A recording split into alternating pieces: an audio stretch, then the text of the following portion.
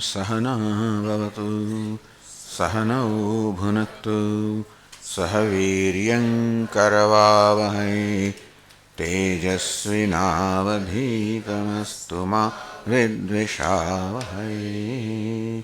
ॐ शान्ति शान्ति शान्तिः। ॐ पूर्णमदः पूर्णमिदं पूर्णात् पूर्णमुदच्यते पूर्णस्य पूर्णमादाय पूर्णमेवावशिष्यते। ॐ शान्ति शान्ति शान्तिः। श्रुतिस्मृतिपुराणानाम् आलयं करुणालयं नमामि भगवत्पादं शङ्करं लोकशङ्करं। शङ्करं शङ्कराचार्यं केशवं बादरायणं सूत्रभाष्यकृतौ वन्दे भगवन्तौ पुनः पुनः। ईश्वरो गुरुरात्मेति मूर्तिभेदविभागिने व्योमवद्व्याप्तदेहाय दक्षिणामूर्तये नमः। ॐ आप्यायन्तु ममाङ्गानि वाक्प्राणश्चक्षुश्रोत्रमथो बलमिन्द्रियाणि च सर्वाणि। सर्वं ब्रह्म उपनिषदं माहं ब्रह्म निराकुर्याम् मा ब्रह्म निराकरोत्। अनिराकरणमस्त्वनिराकरणं मे अस्तु। तदात्मनि निरते उपनिषत्सु धर्मास्ते मयि सन्तु ते मयि सन्तु। ॐ शान्ति शान्ति शान्तिः।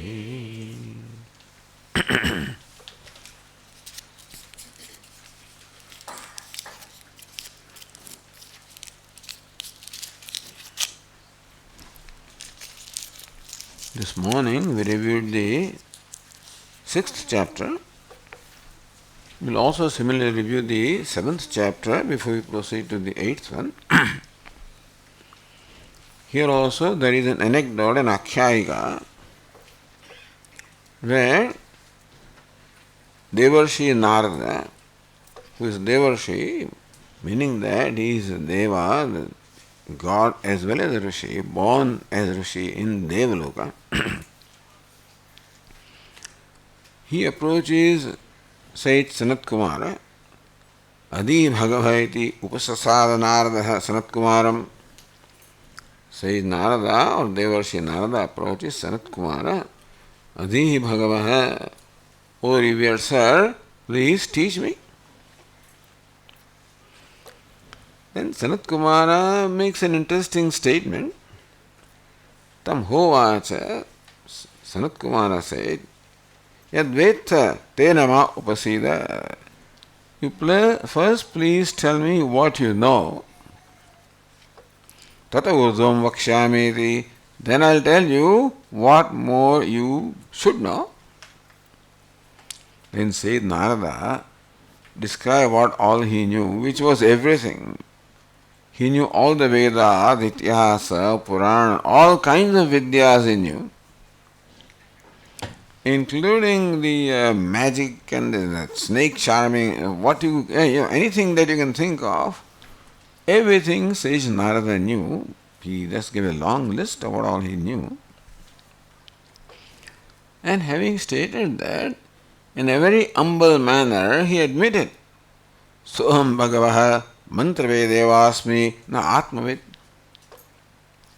I, who is such, who has studied all these Shastras, however, know me only the mantras, meaning I know all the verbal meaning, the direct meaning of all the mantras.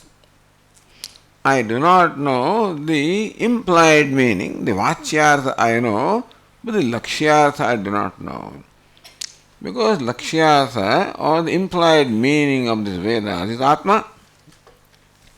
So I know the verbal meaning of all the mantras, but I do not know what exactly is meant to be conveyed through them, and therefore still I do not know Atma, I do not know the Self. So, what does it matter? Shrutam here that may Bhagavad Rishebhya.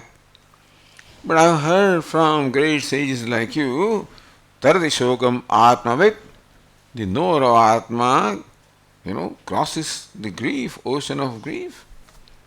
So let it be so. Soham Bhagavad Shochami. But then I am grieving. I have heard that, so all of these Shastras I know, and I have heard that the knower of the Atma crosses the grief. Soham Bhagavad Shochami. I, who is so well versed in all the scriptures, still I am grieving. Mantra Vedeva Hasmi. I know the mantras, I know the Vachyartha, I know the literal meaning of these texts, but I do not know the Lakshyartha, the implied meaning. I do not know what is to be known through Vedas, namely self, I do not know. Tammam Bhagavan Shokasya Param Tarayatu. I am grieving. May the Venerable Sir help me cross the ocean of grief. Then Sant Kumara says, whatever all you know, Nama eva etat, that's nothing more than just Nama, nothing more than words. What you know is just called Nama or the words. That's all you know.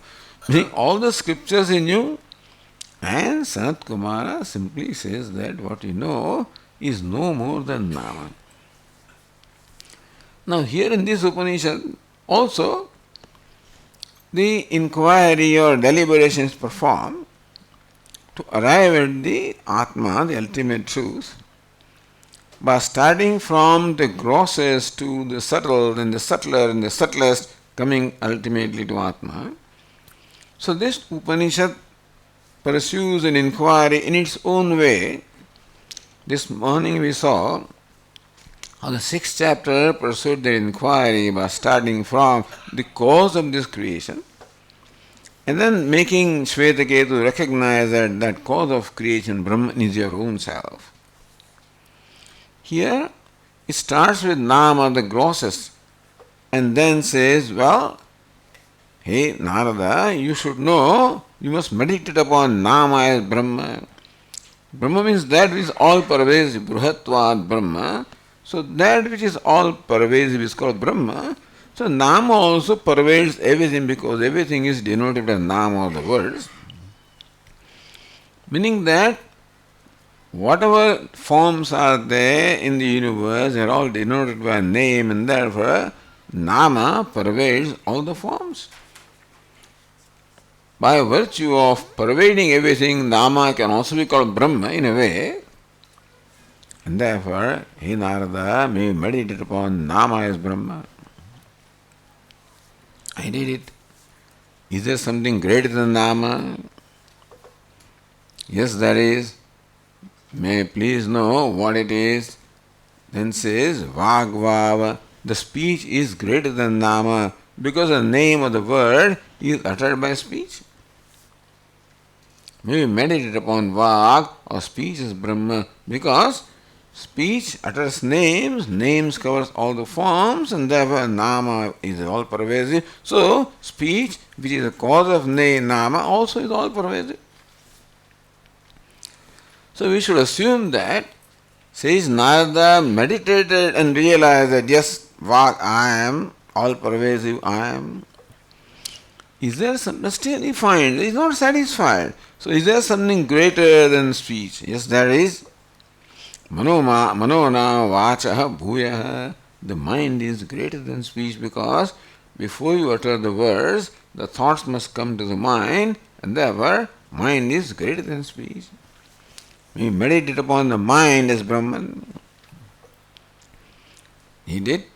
That's what I assume. And then he says, is there something greater than mind? Yes, there is. Sankalpaha. The will. Because the thoughts arise from the will. First we will to think and then the thoughts come. Therefore, Sankalpaha. The will is greater than even the mind. From the will the whole universe has arisen. By will it is sustained, unto will it goes back. when you meditate upon Sankalpa, the will as Brahman. Okay? Is there something greater than that? Chittam Vava. Yes, intelligence is even greater than the will, because from the intelligence arises all the resolves or the Sankalpa. Is there something greater than that? Dhyanam Vava Chitta Bhuya. Meditation is greater than even intelligence. Is there something greater than that? Then Vijnanam Vava Dhyanad Bhuya. Understanding is even greater than the meditation. Something greater than that, Balam Vava, the strength is greater than even understanding, because a strong person is much more, he can overwhelm someone who understands. So, Balam, the strength is greater than even the understanding. Is it greater than strength? Yes, Annam, the food which gives you strength, so food is greater than even the strength. What is greater than food? Water from which the food comes, that's even greater than. So, Apo Vav Annad Bhuya. What's greater than water? Teja, this fire from where the water comes. What's greater than Teja, the fire? Vayu and Akasha. The space is all subtle, all pervasive. Is there something greater than space? Yes. Smaro Vav. Now there is a jump here. So the memory is greater than even space. Now that's interesting. This connection Bhashyakara alone can find, I guess, because what is the connection between space and memory? So as many people are sitting in the space, if they do not have a memory, then they don't even recognize each other. So without memory, you can't recognize your friend, your son, your father. And so memory is greater than even space. Is there something greater than memory? Yes. Asha, the expectation, desire is even greater than memory, because only when you desire, then you remember. You remember, then everything else happens. Is there something greater than Asha? He says, yes. Prana, the vital air, is greater than even the desire, because it's only prana that enables you to desire. Without prana, in fact, is what energizes, enlivens the whole body and the mind, and that's how even the desire can arise. And desire can be fulfilled when you perform an action. All of this becomes possible by prana, or the vital air. And after all, he says here, pranoha pita.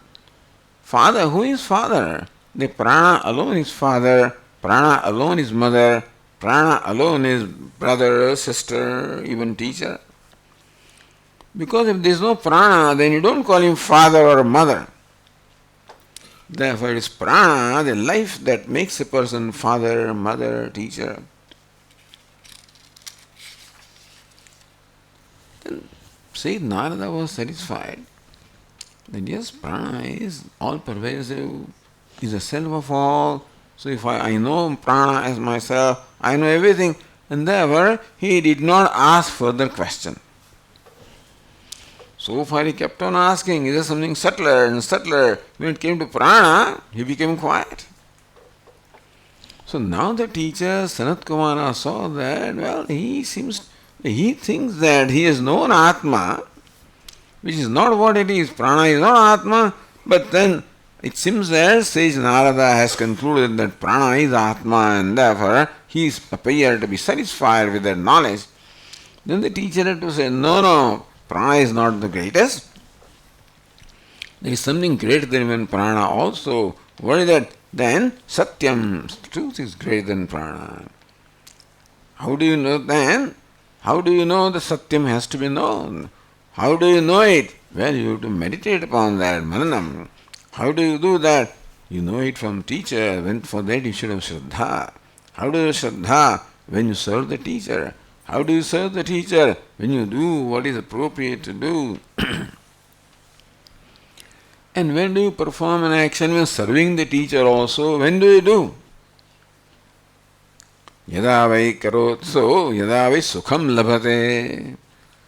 even that action of serving the teacher, because of which you get the Shraddha, because of which then you listen to the teacher, because of which you reflect upon that, because of which you know, all of these take place provided even serving the teacher, all of that makes you happy. So happiness is the ultimate motive for doing anything. Yada vai sukham labhate atha karoti.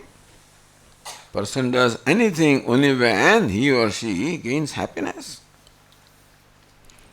Na sukham labdhva karoti.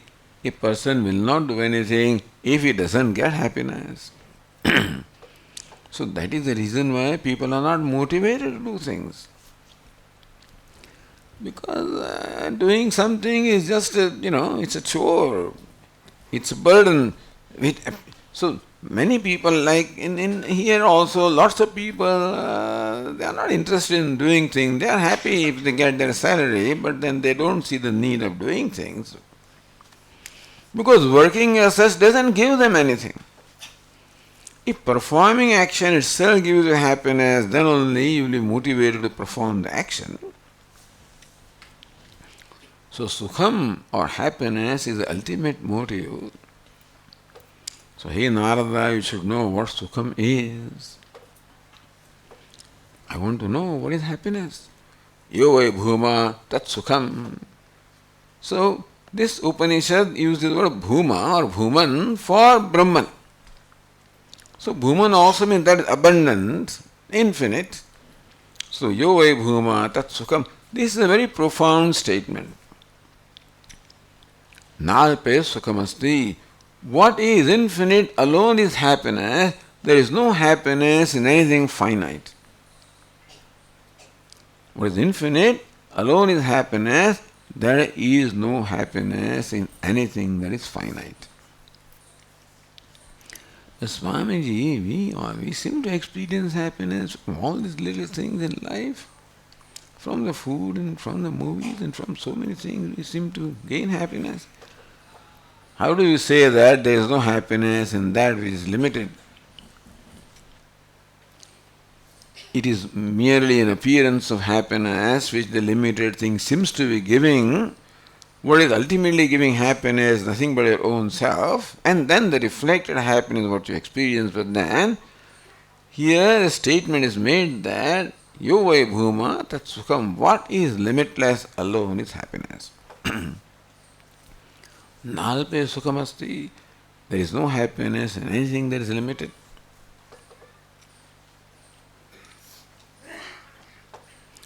Then I want to know what the sukham is, what that bhuma is. Sir, what is bhuma? Yatra nanyat pashyati, nanyat shranoti, nanyat vijanati, sa bhuma. So that is called bhuma or Brahman. Yatra nanyat pashyati, nanyat shranoti, nanyat vijanati. Where yatra nanyat pashyati, where one does not see the other. Nanyat shranoti, where one does not hear the other. Nanyat vijanati, where one does not know the other. That sounds like sleep, Where you do not see the other, you do not hear the other, you do not know the other. But it doesn't say where one does not see, where one does not hear, when one does not know. One but does not know the other. The knowing is there, but the other is not there. What do you mean the other is not there? When you know that you are the self of all, the idea of other itself goes away in the knowledge of the self, meaning that when one knows the self, there is no such entity as other. So you continue to hear, you continue to see, you continue to know. But right now in that, this duality of the knower and the known is involved. When you know that the knower and the known are one, then this conclusion or the notion that what I am seeing is different from myself, there is no more there. So this is how the knowledge of Bhuma is imparted in the 7th chapter to sage Narada. And then further description is there. But I just wanted to give a little idea of what the 7th chapter also involves before we go to the 8th chapter, which is the subject matter of our discussion here. So open page number 7 in our handout.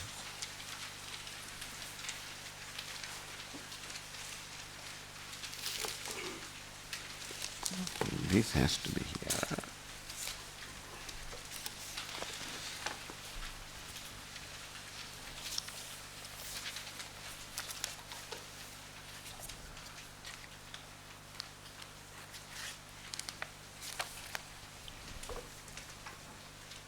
And the passage 42 on the page 7.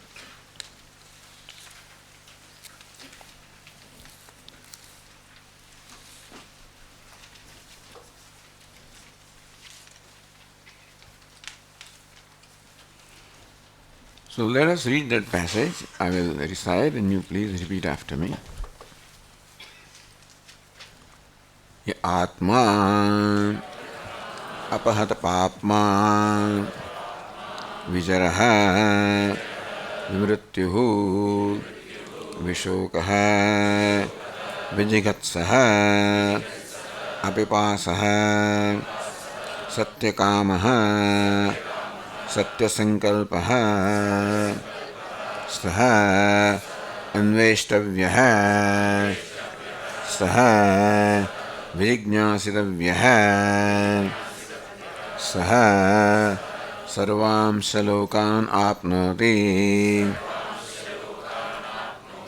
सर्वांश कामान् यः तमात्मानम् अनुविद्य विजानाति इत्यः प्रजापतिः उवाच. Itiha Prajapati Uvacha. Here also there is a little anecdote which will follow. But Prajapati, the creator, Uvacha, made this statement for the universe, you can say. So Prajapati said once upon a time. And what he said must have been heard by some people around him, and then slowly this statement spread.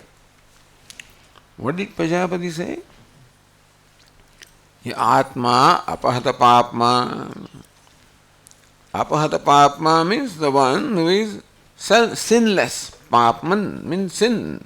Apahata papma, Atma, the self, is sinless. Vijaraha. Jara means decrepitude, devoid of old age. Vimrutyuhu, devoid of death. Vishokaha, devoid of grief. Vijigatsaha, devoid of hunger. Apipasaha, devoid of thirst. Now this should really excite us, because Atma means I, meaning that this is the description of you and I. Even though it is quite different from the way we look upon ourselves. And that is why it is said in this manner. That you are not what you think you are. You are quite different from what you take yourself to be. Ya Atma Ahvata Papma, one that is devoid of sin. Sin means, so when can I be devoid of sin? When I do not perform sin. But Swamiji, I do.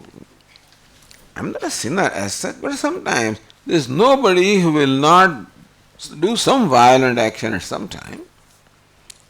Because whenever we get overcome by an impulse of anger or greed or lust, kama, krodha, lobha, whenever we get overpowered by any one of these impulses, then what we do is a violent action. We are going to hurt somebody. Whenever I act out of anger, I am going to hurt, meaning that I am going to even emotionally hurt the person upon whom I am angry. That person's, the self-respect, the self-worth, all of this is insulted when I am angry at somebody. So also my greed or my lust, all of these they create violent actions. So there is nobody who is devoid of sin, even what we call a very virtuous person also. Sometimes a person may get angry, sometimes. And this person comes to Puja Swami, says, Swamiji, I have given up anger. Swami started teasing him. He says, no, it's not possible. Yes, Swamiji, I have given up anger. I have not become angry in last 4 months. He says, that is only because nobody has insulted you. Nobody has hurt you. No, Swamiji, I have become free from anger. That is because nobody has provoked you. No, Swamiji, I tell you I have become free from anger. Very coolly Swamiji kept on repeating. I think the reason is because nobody has provoked you. I am telling you, Swamiji. So this is how this anger, etc., they seem to be embedded inside. And at some point in time, that anger which is embedded may get manifest, and I may do something which may be branded as a violent action. I may say something, do something. But here it says, what is our nature? What is my nature? Apahata papma. I am a sinless being. I am sinless by nature. It is nice to know. These words can help us to meditate upon ourselves. Who am I? I am sinless. Nice to think, isn't it? So I am free from sin as well as virtue. If I want to brand myself as a virtuous person, then I will someday brand myself as a sinner also. Because one who is virtuous performs dharma, under some conditions also may perform adharma. But I am beyond dharma and adharma. I am beyond virtue and vice. Apahata papma. How can you say that, Swamiji? The virtue and vice, dharma and adharma, they belong to whom? They belong to the one who performs action. Dharma, virtue also is action. Adharma, vice also is an action. And the one who performs dharma or adharma, of course, is called, papi or punyatma. But when can I be sinless? When I don't perform any action at all. What do you mean, Swami, you don't perform any action? I don't. Suppose. Because that's what Bhagavad Gita says. Neva kinchit karometi yukto manyeta tattvavid.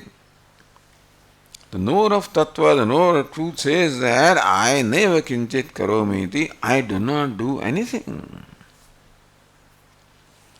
Pashyan shrun. He is doing everything that we do. While doing everything that we do, pashyan, seeing, hearing, thinking, talking, he says, I do not do anything. He says this. Now when can he say that? When he talks, isn't it? So while talking is, I don't talk. Now that's very contradictory, is it not so? Talking, he does not talk. Doing, he does not do. Talking from the standpoint of others, he doesn't talk from his own standpoint. Like begging, he does not beg. When will that be? Only when a very wealthy actor is performing the role of a beggar, he is begging all right from the standpoint of the viewers. From his own standpoint, he doesn't beg. In Indian films, there will be some song behind and then the crying and all. So tears are coming out of this. And as our Swami used to say, when he's tears are coming. Internally he is very happy, he is congratulating himself. How effectively I can bring out tears. While begging, he is not begging because he is not identified with the act of begging, because begging takes place at the level of the costume, not at the level of the actor. And so also the wise person says, Naiva kanchit karomiti, I do not do anything, I do not even say anything, even though he says that. Because all doing is done at a given level, at the level of the upadhi, level of buddhi. I say that I am talking right now when I am identified the organ of speech, then I say I am a speaker. You say that you are all listening when identified the organ of listening. But when he is not identified the organ of speaking, he says speaking takes place. I don't speak. Hearing takes place. I don't hear.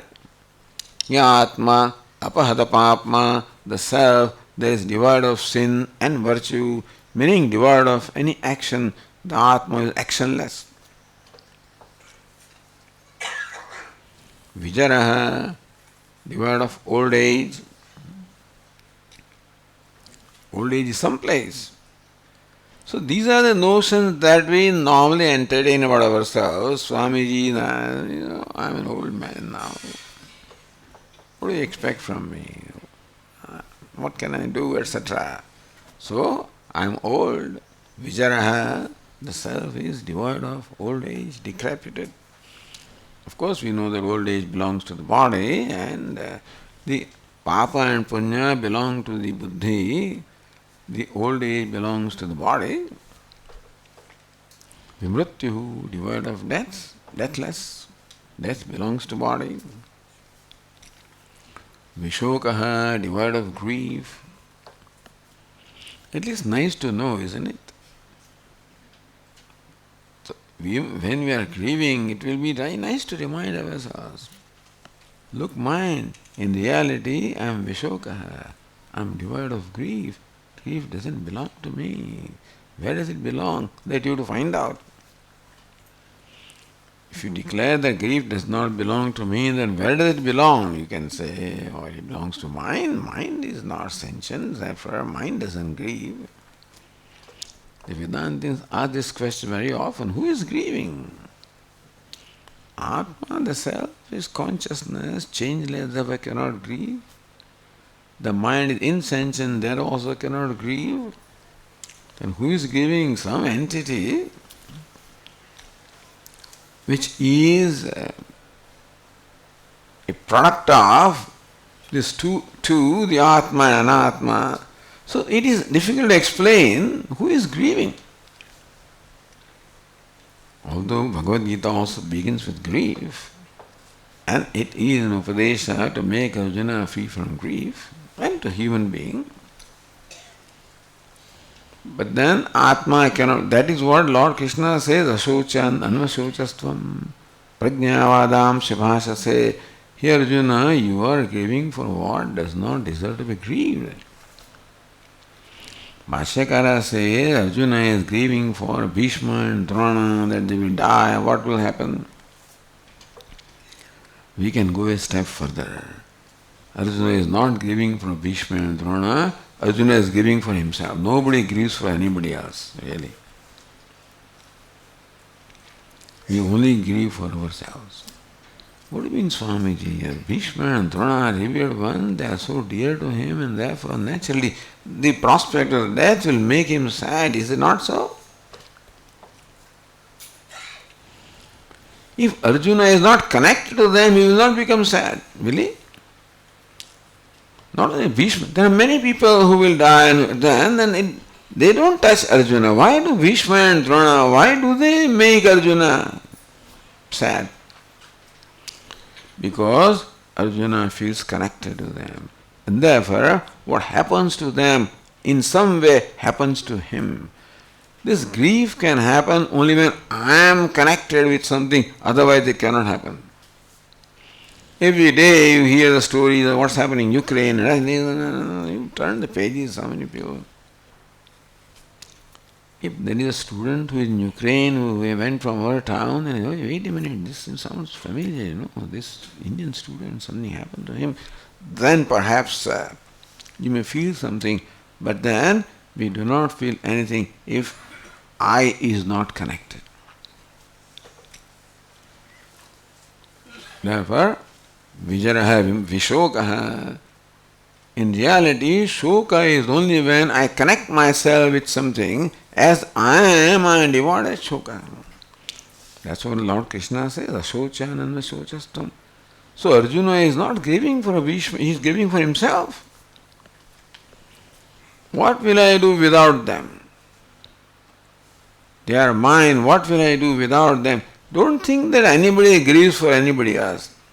Sounds like a very cruel statement. But nobody grieves for anybody else. We grieve for somebody when we are connected, when what happens to that somebody in some way affects me. It is that affected I for whom I am grieving. This will come to you as something like a surprise, but then think about it. But anyway, therefore in reality, so Vijaraha, Vimrityu, Vishokaha. Grief is there when I superimpose some connection upon myself, otherwise devoid of grief. Vijigatsaha, devoid of hunger. Avipa, they belong to prana, these belong to bodies. Mrityu, jara, old age, mrityu, they belong to the body. Hunger and thirst belong to prana. So that's how the Shat Urmaya, the six urmi, the six waves of samsara are Ashanaya, Pipase, Jara, Mrityum, and so Shokam, Moham, Atyeti. Atma is described as one who transcends the Ashanaya, Pipasa, hunger and thirst. The same thing is said here, what is said in Viditatmananda also. You Ashanaya, Pipase, Shokam, Moham, Jara, Mrityum, Atyeti. One that transcends the hunger and thirst, grief and delusion, old age and death, one belonging to the prana, other belonging to the mind, third belonging to the body.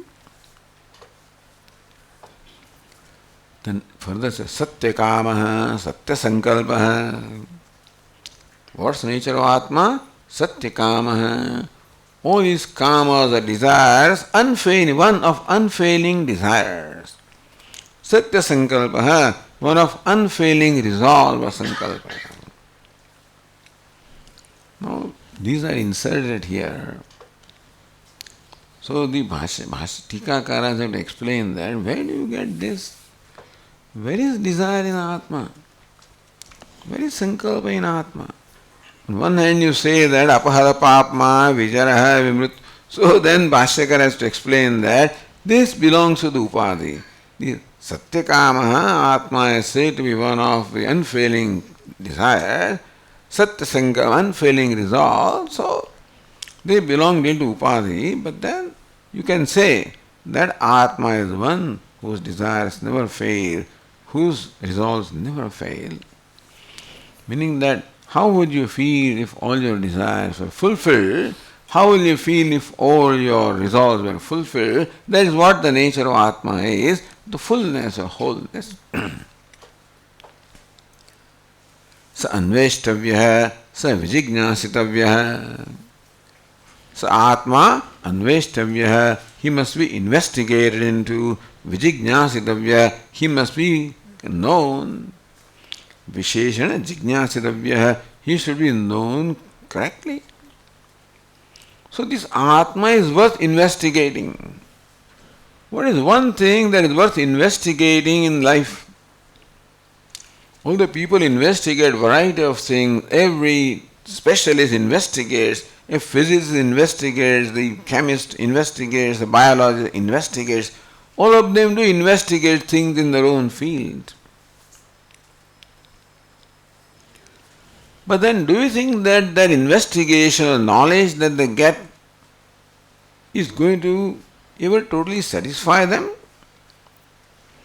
Is it possible that knowledge of physics or chemistry or biology or any material science will ever generate a total satisfaction?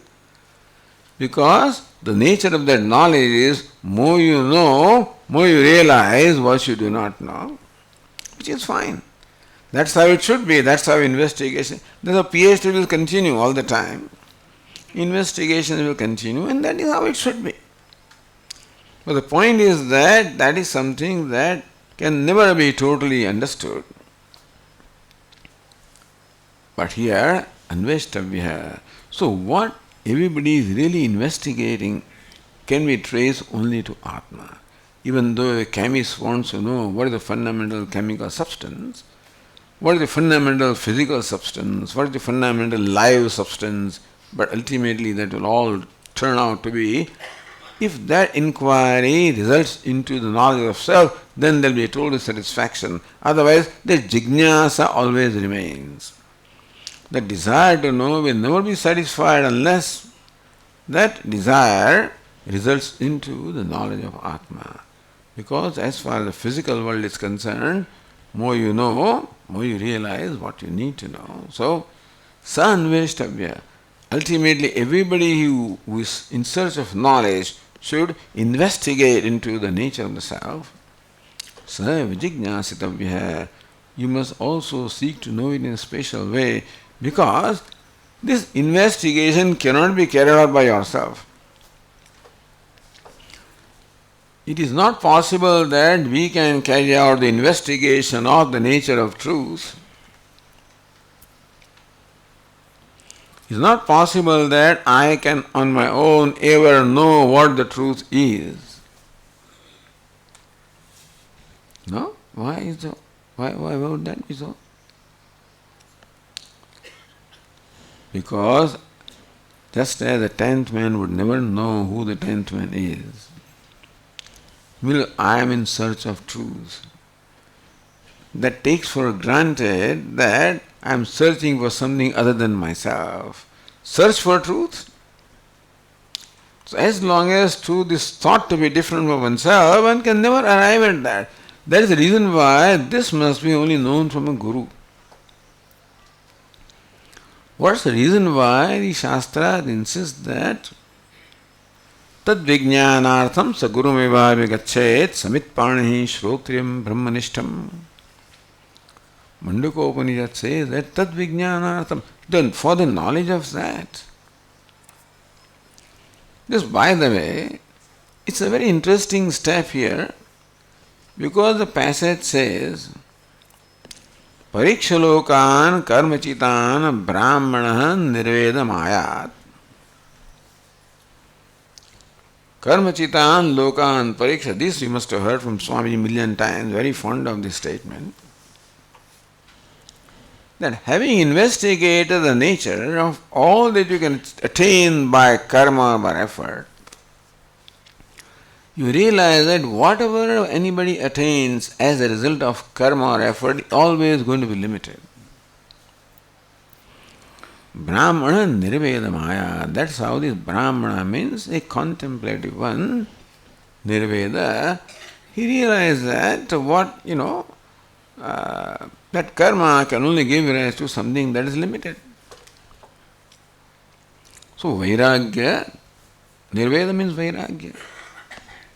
That karma can only give limited things, and therefore karma cannot give what I want.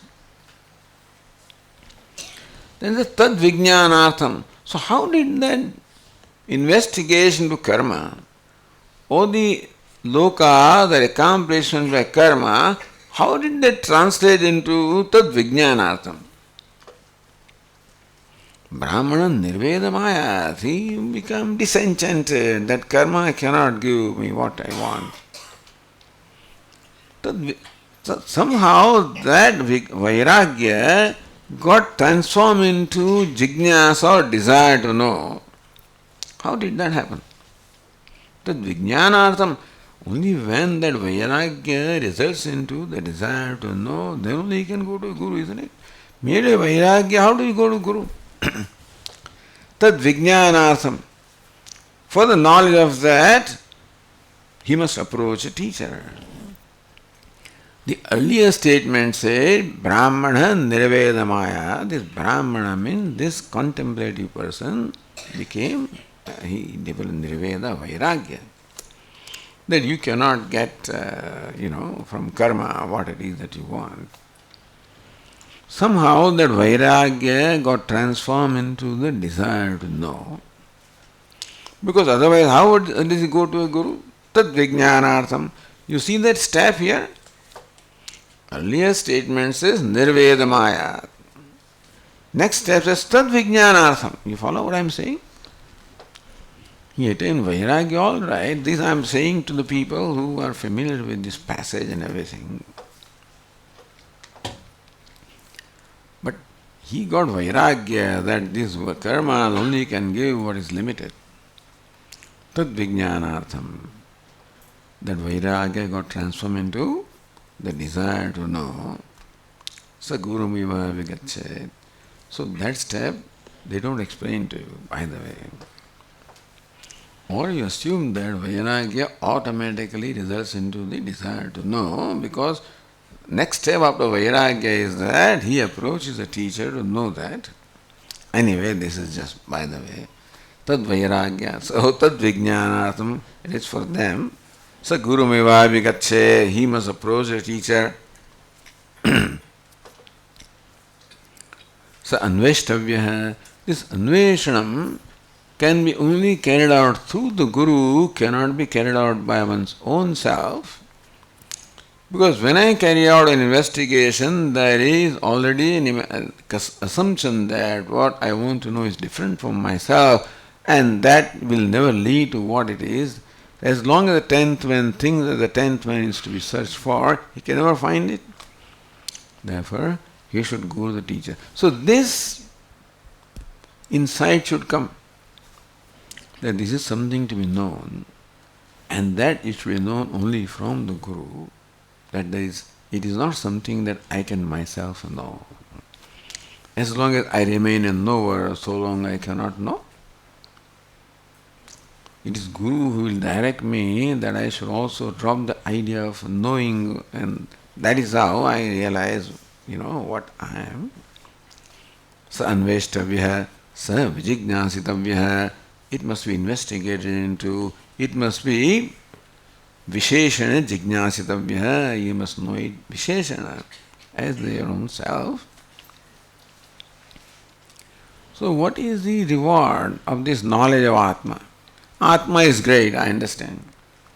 He is sinless and this, that and whatnot, and satya kama, satya sankalpa. So what does it mean to me?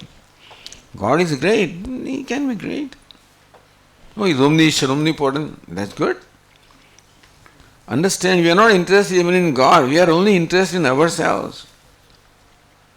The only thing that I am interested in my life is myself. Something becomes interesting to me only when in some way it gets connected to me. So therefore, in our schools and when we go to this geometry, it's very boring. Geography, these mountains and rivers and this and then the crops, etc. Who cares? History, Aurangzeb, Akbar, this, that. So who cares? I never got interested in history, never got interested in geography, never got interested in these things. So between you and me, I dropped those subjects when I was in SSC, option. And I did not realize what a loss it was to me. I dropped them because they are not scoring subjects and you want to, those days, that's the utilitarian mentality. But later I realized what I missed by doing that. When I was sitting there once in my office in New York City, and then there was a world map in front of me, and I was just looking at that, and I realized how geography creates history and how history creates geography. Because why these two fellows fought? Yeah, they were neighbors, and then why? Because one is wealthy, one is not wealthy, and that's how So there is a reason that geography becomes a reason for history. Thus one overcome the other and conquer the other and this and that. And history becomes a cause of geography. Then I realize how geography, history has affected me, because that's what happened. People came to India. India is a very wealthy country, and these people always wanted wealth. They came and conquered and this and did what they did. And that's what I am. So when I saw connection of history with myself, or with geography with myself, that is when history and geography can become interesting. That's why the teacher should first establish connection of the subject matter with the student. Otherwise, something that we memorize. I know, that's what we did, memorize history and geography and all these. And who cares for Sanskrit, Vyakaranam, kya karna, etc. Because we never saw the utility. In engineering, they were teaching us higher mathematics. We never attended the classes. Why should I worry about that mathematics? What's the use of that? So teacher first has to show how I am the beneficiary of this knowledge. How this knowledge ultimately benefits me, then only I'll be interested in knowing something. So that is the job of a good teacher. To connect the subject matter with the student. Vedanta also, why should we be interested? But it starts with Atma, so it starts with ourselves. So this is meant for us, and this is our own story. And also, why should I know that? So it says, Sa sarvam shalokan apnoti sarvam shakaman yastam atmanam anuvidya vijanati. So, one who anuvidya, having known, he knows it as his own self. Sarvam shalokan apnoti sarvam shakaman. He conquers all the worlds, he attains all the desirable objects.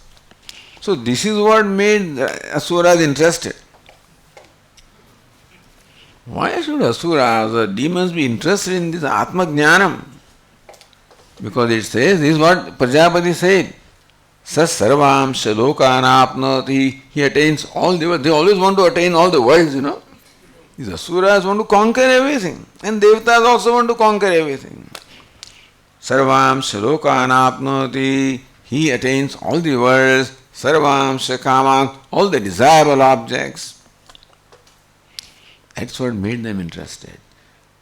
Not knowing what it means, that they thought that we'll attain all the worlds, we'll attain all the objects, What this meant is that you know yourself as the self of the worlds and the self of all the objects, and that's how you attain them. So here attaining is by knowledge. You attain everything by knowing yourself as the self of all. Because one thing that is already attained is what, is myself. The 10th man, one thing that is attained is the 10th man. So for us also, what is already attained is what? Myself. How can you attain all the worlds? Is it physically possible to attain all the worlds? Is it possible to attain all the desirable objects? Not possible. Says sarvam shalokan apnoti sarvam shakaman. He attains all the worlds, attain all the objects of desire by knowing the self. How does it happen? When I am the self of all the worlds also, I am the self of all the desirable objects also, meaning that they are already attained.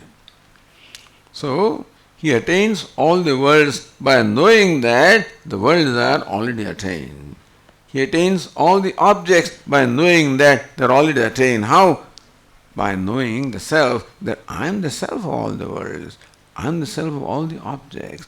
And that's how I am already attained. So they are all attained. In that manner, in beginning they may not know what is meant by attaining all the worlds, but they are interested in that.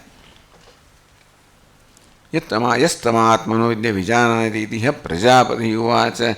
That's what Prajapati, the creator, once said. And I guess that statement floated in the universe. And someday, so by the word of mouth, then it reached the asuras, it reached the devatas also. So the next passage, we'll at least read that passage. Taddobhaye devasuraha anubudhire teha uchuhu hanta tamatmanam anvichamaha yamatmanam anvishya sarvamsha lokan apnoti sarvamsha kaman iti indroha eva devana vipravraja virochanaha asuranam tauha asamvidanam eva samitpani prajapati sakasham ajagmatuhu. Begins the story now that Prajapati said this, heard by the devatas and asuras, and how they responded will continue tomorrow. Om Purnamadah Purnamidam Purnat Purnamudachyate Purnasya Purnamadaya Purnameva Vasishyate. Om Shanti Shanti Shanti. Shankaram Shankaracharyam Keshavam Badarayanam Sutrabhashya Krutau Vande Bhagavantau Punah Punah Ishvaro Gururatmedi Murti Bheda Vibhagine Vyomavad Vyapta Dehaya Dakshina Murtaye Namaha. Om Shanti Shanti Shanti. Hari Om Shri Gurubhyo